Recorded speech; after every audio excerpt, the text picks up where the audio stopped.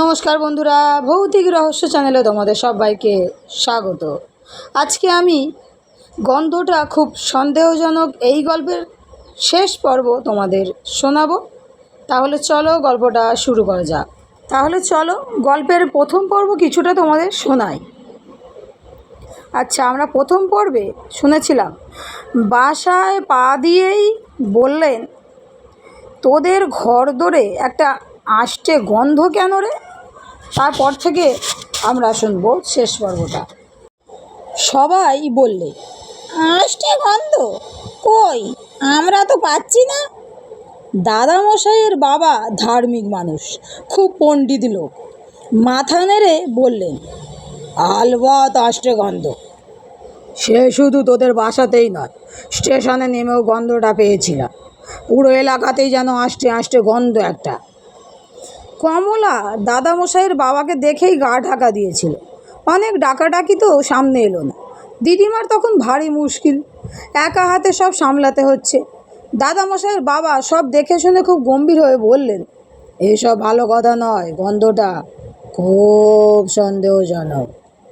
সেদিন বিকেলে station master horn সমাদ্দারের মা এসে দিদিমাকে আড়ালে ডেকে বললেন, কমলা আমাদের বাড়িতে গিয়ে বসে আছে।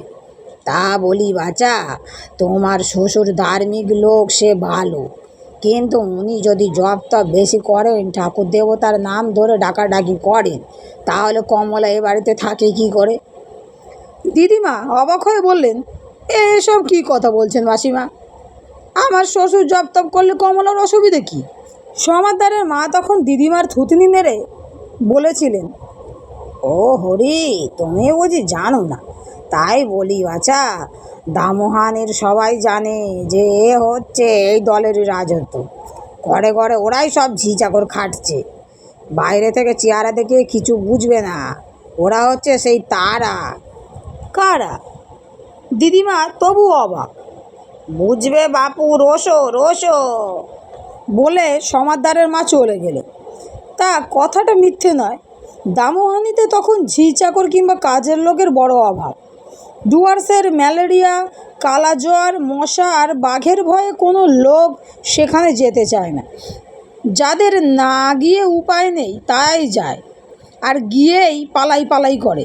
তবু ঠিক দেখা যেত, কারোর বাসায় ঝি চাকর বা কাজের লোকের অভাব হলেই ঠিক লোক ছুটে যেত। স্টেশন মাস্টার সমাদ্দারের ঘরে একবার দাদামশাই বসে গল্প করছিলেন। সমাদ্দার একটা চিঠি লিখেছিলেন, সেটা শেষ করেই ডাকলেন, ওরে কে আছিস? বলা মাত্র একটা ছোকরা মতো লোক এসে হাজির। সমাদ্দার তার হাতে চিঠিটা দিয়ে বললেন, যা এটা ডাকে দিয়ে। দাদামশাই তখন জিজ্ঞেস করলেন, লোকটাকে নতুন রেখেছেন নাকি? সমাদ্দার মাথা নেড়ে বললেন, হ্যাঁ, না না, ফরমাস খেটে দিয়ে যায় আর কি, খুব ভালো ওরা, ডাকলেই আসে, লোক টক নয়, ওরাই। তাই তো, আমাদের বাড়িতে প্রাইভেট পড়াতেন ধর্মদাস নামে একজন বেঁটে আর ফর্সা ভদ্রলোক। তিনি থিয়েটারে মেয়ে সেজে এমন মিহি গলায় মেলি পাঠ করতেন যে বোঝাই যেত না তিনি মেয়ে না ছেলে। সেবা সিরাজউদ্দৌলা নাটকে তিনি লুৎফা, গিরিশ ঘোষের নাটক, তিনি নাটকের দিনই তার ম্যালেরিয়া চাগিয়ে উঠল, লেপ চাপা হয়ে কোঁকো করছেন। নাটক প্রায় শিখে ওঠে, কিন্তু ঠিক দেখা গেল নাটকের সময় লুৎফার অভাব হয়নি। একেবারে ধর্মদাস মাস্টার মশাই যেন গোপ কামিয়ে আঁকা করে নিখুঁত অভিনয় করে গেলেন। কেউ কিছু টের পেল না, কিন্তু ভীতকর কয়েকজন ঠিকই জানতো যে সেদিন ধর্মদাস মাস্টার মশাই মোটেই স্টেজে নামেননি। নাটকের শেষে দাদামশাই সমাদ্দার মশাইয়ের সঙ্গে ফিরে এসেছিলেন। বললেন, দেখলেন কেমন কার্যোদ্ধার হয়ে গেল, একটু খোনা শুরু কেউ টের পায়নি। দাদামশাই তখন চেপে ধরলেন সমাদ্দারকে, মশাই, রহস্যটা কি, একটু খুলে বলবেন? সমাদদার হেসে সাতখানা হয়ে বললেন, সবই তো বোঝেন মশাই, একটা নীতি কথা বলে রাখি, সৎ ভাব রাখলে সকলের কাছ থেকেই কাজ পাওয়া যায়, কথাটা খেয়াল রাখবেন। মামাদের মধ্যে যারা একটু বড় তারা বাইরে খেলে বেড়াতো। মা আর বড় মাসি তখন কিছু বড় হয়েছে, অন্য মামা মাসিরা তখন নাবালক নাবালিকা। মার বড় লুডো খেলার নেশা ছিল, তো মা আর মাসি রোজ দুপুরে লুডো পেরে বসতো, তারপর ডাক দিত, আয় রে। অমনি একটু করে কোথা থেকে মায়ের বয়সী দুটো মেয়ে হাসি মুখে লুডো খেলতে বসে যেত। মামাদের মধ্যে যারা বড় হয়েছে সেই বড় আর মেজো মামা যেত বল খেলতে। দুটো পার্টিতে প্রায়ই ছেলে কম পড়তো, ছোট জায়গা তো, বেশি লোকজনও ছিল না, কিন্তু কম পড়লেই মামারা ডাক দিত, কে খেলবি, আয়। অমনি 4-5 জন এসে হাজির হতো, আমাদের বয়সী ছেলে, খুব খেলা জমিয়ে দিত। এই খেলা নিয়েই আর একটা কাণ্ড হলো। একবার দামোহানির ফুটবল টিমের সঙ্গে এক চা বাগানের টিমের ম্যাচ। চা বাগান থেকে সাঁওতাল, আদিবাসী, দুর্দান্ত চেহারার খেলোয়াড় সব এসেছে। দমোহানির বাঙালি টিম জুত করতে পারছে না। হঠাৎ দমোহানির টিম খুব ভালো খেলা শুরু করলো, দুটো গোল শোধ দিয়ে আরও একখানা দিয়েছে। এমন সময়ে চা বাগান টিমের ক্যাপ্টেন খেলা থামিয়ে রেফারিকে বলল, এই, ওরা 12 জন খেলছে। রেফারি গুনে দেখলেন না, ওরা 11 জনই। ফের খেলা শুরু হতে একটু পরে রেফারি খেলা থামিয়ে দমোহানির ক্যাপ্টেনকে ডেকে বললেন, তোমাদের টিম 4-5 জন এক্সট্রা লোক খেলছে। দুর্দান্ত সাহেব রেফারি, সবাই ভয় পায়। দমোহানির ক্যাপ্টেন বুক ফুলিয়ে বলল, গুনে দেখুন। রেফারি গুনে দেখে, আহামক 11 জনই। দামোহানির টিম আরও 3টে গোল দিয়েছে। রেফারি আবার খেলা থামিয়ে ভীষণ রেগে চেঁচিয়ে বললেন, there are at least 10 extra man in this team.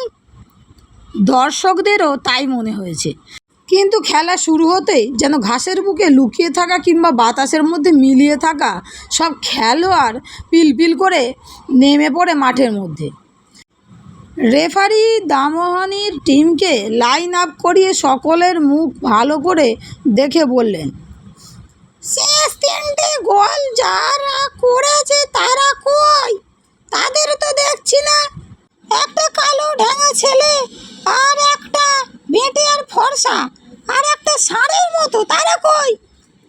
দমোহানির captain মিনমিন করে সাফাই গেল, তাতে রেফারি আরও রেগে টং।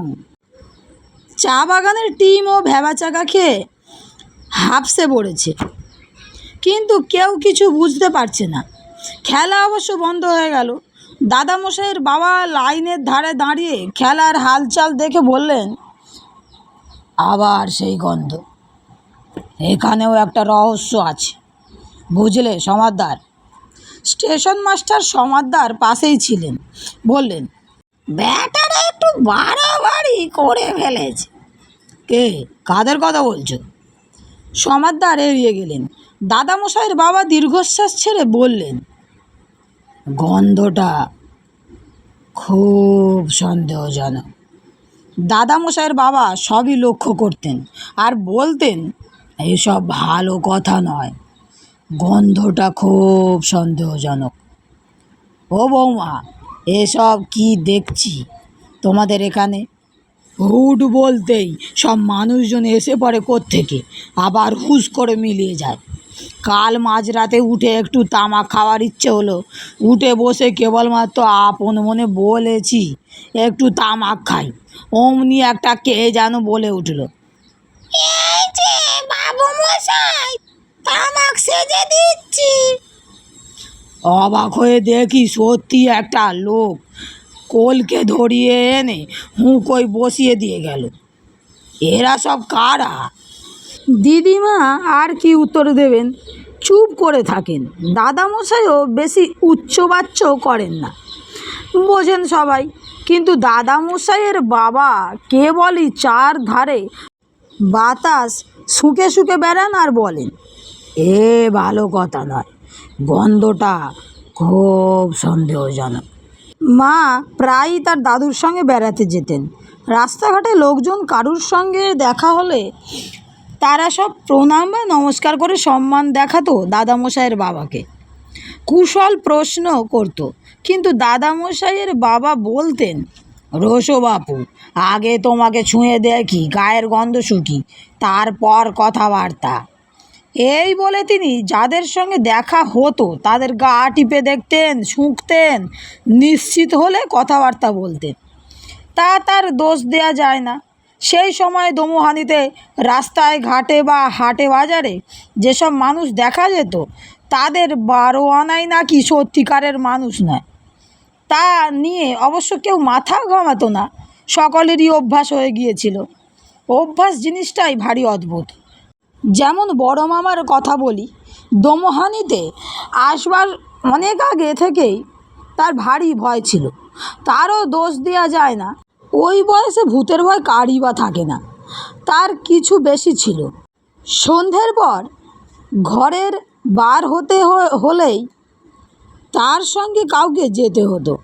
দামোহানিতে আসবার অনেক পরেও সে অভ্যাস যায়নি। একদিন সন্ধ্যাবেলা বসে ধর্মদাস মাস্টারমশাইয়ের কাছে পড়ছেন একা। বাড়ির সবাই পাড়া বেড়াতে গেছে। ঠিক সেই সময়ে তার বাথরুমে যাওয়ার দরকার হলো। মাস্টারমশাইকে তো আর বলতে পারে না, আপনি আমার সঙ্গে দাঁড়ান। তাই বাধ্য হয়ে ভিতর বাড়িতে এসে অন্ধকারকে উদ্দেশ্য করে বললেন, এই শুনছিস? অমনি একটা সমবয়সী ছেলে এসে দাঁড়ালো। কী বলছ? আমি একটু বাথরুমে যাব, আমার সঙ্গে একটু দাঁড়াবি চল তো। সেই শুনে ছেলেটা তো হেসে কুটি পাটি বলল, দাঁড়াও কেন, তোমার কিসের ভয়? বড় মামা ধমক দিলেন, ফ্যাচ ফ্যাচ করিস না, দাঁড়াতে বলছি দাঁড়াবি। ছেলেটা অবশ্য দাঁড়ালো। বড় মামা বাথরুমে কাজ সেরে এলে ছেলেটা বলল, কিসের ভয় বললেন না তো? বড় মামা গম্ভীর হয়ে বললেন, ভূতের। ছেলেটা হাসতে হাসতে বাতাসে মিলিয়ে গেল। বড় মামা রেগে গিয়ে বিড় করে বললেন, খুব পাজি রয়েছে তোমরা। তা এরকমই সব হতো দমুহানিতে। কেউ গা করতো না। কেবল দাদামশাইয়ের বাবা বাতাস শুকতেন, লোকের গা শুকতেন। একদিন বাজার থেকে ফেরার পথে তার হাতে মাছের ছোট্ট খালুই, তাতে শিঙ্গি মাছ নিয়ে আসছিলেন। তো একটা মাঝপথে থালুই বেয়ে উঠে রাস্তায় পড়ে পালাচ্ছিল। দাদামশাইয়ের বাবা সেই মাছ ধরতে হিমশিম খাচ্ছেন, ধরলেই কাঁটা দেয় যদি। এমন সময় একটা লোক খুব সহৃদয়ভাবে এসে মাছটাকে ধরে খালুতেই ভরে দিয়ে চলে যাচ্ছিল। দাদামশাইয়ের বাবা তাকে থামিয়ে গা শুঁকেই বললেন, এ তো ভালো কথা নয়, গন্ধটা খুব সন্দেহজনক। তুমি কে হে? হ্যাঁ, কারা তোমরা?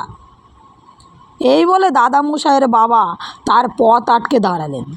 লোকটা কিন্তু ঘাবড়ালো না, একটু ঝুঁকে দাদামশাইয়ের বাবার গা শুকে সেও বলল, এ তো ভালো কথা নয়, গন্ধটা বেশ সন্দেহজনক। আপনি কে বলুন তো? হ্যাঁ, কে? এই বলে লোকটা হাসতে হাসতে বাতাসে অদৃশ্য হয়ে গেল। দাদামশাইয়ের বাবা আর গন্ধের কথা বলতেন না, একটু গম্ভীর থাকতেন ঠিকই। ভূতের অপমানটা তার প্রেস্টিজে খুব লেগেছিল। একটা ভূত তার গা শুকে ওই কথা বলে গেছে, ভাবা যায়। বন্ধুরা, গল্পটি এখানেই শেষ। গল্পটি তোমাদের কেমন লেগেছে আমাকে অবশ্যই জানিও। আর ভালো লেগে থাকলে বন্ধুদের সঙ্গে শেয়ার করে, চ্যানেলটি সাবস্ক্রাইব করে, লাইক করে আমার পাশে থেকো, যাতে আরও নতুন নতুন গল্প তোমাদের আমি শোনাতে পারি। আজকের মতো তাহলে বন্ধুরা বিদায়। সবাই ভালো থেকো, সুস্থ থেকো, সবাইকে ভালো রেখো।